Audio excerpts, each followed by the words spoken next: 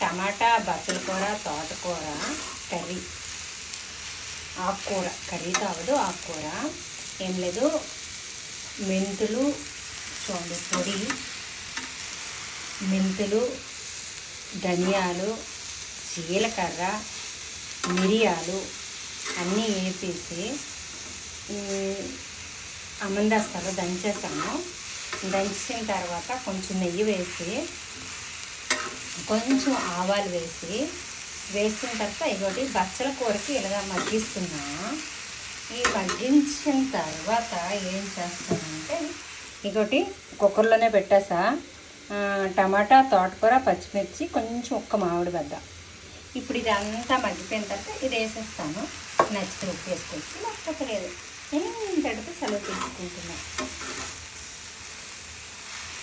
ఈ బచ్చల కూర అంట బాలింతలకి చాలా మంచిదట, కడుపులో అలసర్లకు కూడా చాలా మంచిదంట.